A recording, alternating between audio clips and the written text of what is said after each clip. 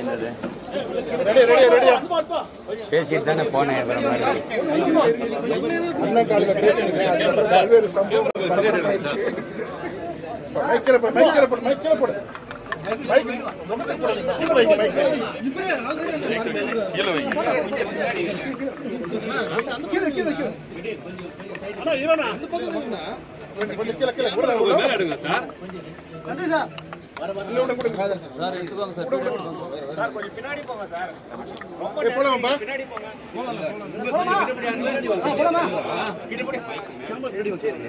ஆனா நாளை காலை 11 மணிக்கு நீங்க வளசரவாக்கல் காவல் நிலையத்துல ஆஜராகணும்னு சொல்லி உங்க வீட்டுல 11 கண்டிஷன்ஸ் உடைய சம்மன் ஒட்டப்பட்டிருக்கு.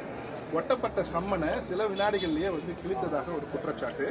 அதன் பேரில் உங்க காவலர், உங்க வீட்டில் இருந்த காவலர்கள் அதை கிழித்தாருன்னு சொல்லி போலீசார் அவரை இப்போ கைது செஞ்சு கொடுத்திருக்காங்க. இது உங்களுடைய விஷயம். இதெல்லாம் அவசியமற்ற ஒரு என்ன சொல்றது, இது கேவலமான நடவடிக்கை. இதெல்லாம் அவங்க இதே வழக்குக்கு ஏற்கனவே 3 மணி நேரம் விசாரிச்சு எல்லாத்தையும் பதிவு பண்ணிக்கிட்டாங்க. அப்புறம் திருப்பி அதே வழக்கு தான், அப்புறம் திருப்பி அதே தான் பேசணும். அவங்களுக்கு இதுல திரும்ப திரும்ப பேசி எது என்னையும் அசிங்கப்படுத்தலான்னு நினைக்கிறதுக்காக செய்யறாங்க. இதுல இந்த ஆட்சியும் ஆட்சியாளர் அசிங்கப்படுறாங்களே இல்லையா, எனக்கு இதுல ஒன்றும் இல்லை. இப்போ நீ இவ்வளவு தீவிரம் கண்டுறீங்க. அந்த அண்ணா பல்கலைக்கழகத்தில் அந்த பொள்ளாச்சி பாலியல் வன்கொடுமையில் நடந்த இந்த பாலியல் இதெல்லாம் இவ்வளவு தீவிரம் காட்டலீங்க. நான் ஏற்கனவே ஒரு அழைப்பானை கொடுத்தாங்க, கையெழுத்திட்டு சொல்லிட்டு தான் வந்தேன். இதற்கு திட்டமிட்டேன், வர முடியாது, வந்தவொடனே வாரேன். எனக்கு வேற நாட்டுக்கு போய் தலைவராக முடியாது, உங்களுக்கு தெரியும். கடை வச்சுட்டு இருக்கேன், தினந்தோறும் உங்களை சந்திச்சுக்கிட்டு இருக்கேன். இதில் இவ்வளவு விரட்ட வேண்டிய அவசியம் என்ன இருக்குது? இந்த அரசு இது மாதிரி வேற எதுலையாவது நடவடிக்கை எடுத்திருக்குதான்னு நீங்க பாருங்க. எவ்வளவு கேவலமான ஒரு ஆட்சி அதிகாரத்தை நடத்திக்கிட்டு எந்த சிக்கல்லையாவது பிரச்சனையாவது இப்படி பண்ணிருக்கா? வரேன்னு சொல்லிட்டேன். என் வீட்டில் என் மனைவி என் பிள்ளைகள்லாம் இருக்காங்க, அவ்வளவு பேர் வேலை செய்யறவங்க. நான் இந்த கிருஷ்ணகிரியில தான் இருக்கிறாங்கன்னு இங்கே பாதுகாப்புக்கிற காவலருக்கு தெரியும், அங்க இருக்கிறவங்க தெரியும். என் வீட்டில் போய் ஏன் ஓட்டுற சேட்டை தானே. நீங்க ஒட்டிட்டு போன பிறகு என் வீட்டு கதவுல இருக்கிறது அங்கே வேலை என் தம்பி ஒருத்தர் கிழிச்சிருப்பாரு. அதுல என்ன பிரச்சனை? நீங்க இது ஒண்ணு, நான் தான் வருவேன்னா வருவேன்ல.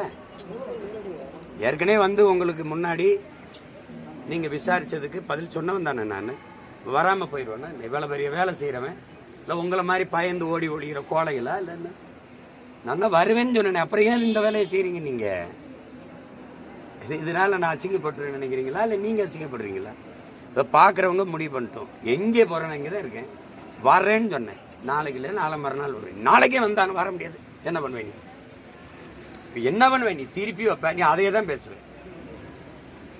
நீ சம்பந்தப்பட்ட அந்த பொம்பளையை கூட்டிட்டு அங்க உட்காரவே, என்னை உட்கார விசாரி. நீ அங்க ஒன்று பேசிட்டு வருவ, அப்புறம் திருப்பி ஒன்று வருவ, அப்புறம் ஒரு வாரம் இதே பிரச்சனை வைப்பீங்க, திருப்பி கூட்டிடுவீங்க. எத்தனை நாளைக்கு? 15 வருஷமா இதே நாடகமா? என்னது இதுல என்ன நீ சொல்ல? மக்களுக்கு முன்னாடி இந்த அரசு சொல்ல விரும்புறது என்ன? என்ன செய்ய நினைக்குது சொல்லுங்க. நான் திருப்பி நீங்க முதல்ல விசாரிச்ச அதே தான் திருப்பி அதே தான் சொல்லுவேன். விசாரிக்கவே இல்லை, நீங்களே முடிவு பண்ணிக்கிறீங்க இதுதான் நடந்திருக்குது, இது போயிருக்குதுன்ட்டு.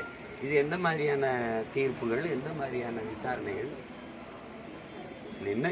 இப்ப என்ன செய்யணும்னு நினைக்கிறீங்க? நீங்க ஏதுன்னு செய்ய முடியாதுன்னு. சும்மா இப்படி போட்டு இப்படி அசிங்கப்படுத்தி நீங்க இவ்வளவு நேரம் ஒரு கேள்வி கேட்க நான் ஒரு பதில் சொல்ல, இது மாதிரி தான் செய்யலாம். இதுக்கெல்லாம் அஞ்சுறவனும் இதுக்கெல்லாம் இதுக்கு என்ன சொல்றது, இதுக்கு பயந்து ஓடுற அளவு நான் கிடையாது. வருவேன். நாளைக்கு 11 மணிக்கு தான் வந்தாகணும், வர முடியாது. ஒன்னால முடிஞ்சது பாரு. குறிப்பா இந்த வழக்கு நீண்ட காலமா நடக்கக்கூடிய ஒன்னும் வழக்கு இல்லைங்க, வழக்கு நான் தான் போட்டேன். வச்சிருங்க, வழக்கு இல்லது. சும்மா அவ்வப்போது அவதூறா ஒரு புகார். அந்த அம்மா திமுக ஆட்சிக்கு வரும்போது வரும்.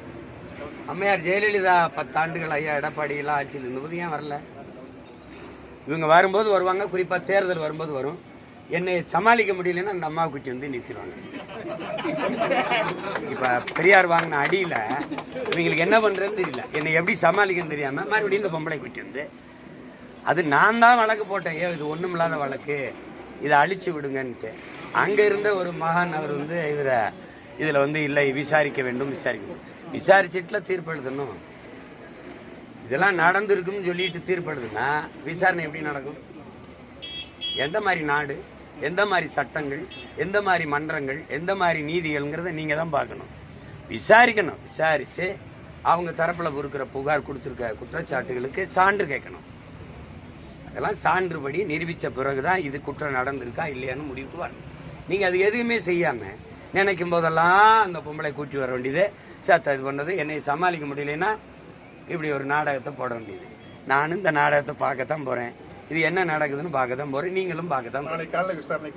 நாளைக்கு தருமபுரியில் கலந்தாய்வு. நான் வருவேன். அந்த வளசரவாக்கம் காவல் நிலையம் அங்கதானே இருக்கும். நான் இங்கதானே இருப்பேன். என்ன அவசரம்னு சொல்லு. அவசரமா நீ வந்தது வர முடியாது. என்ன பண்ணுவேன் பண்ணி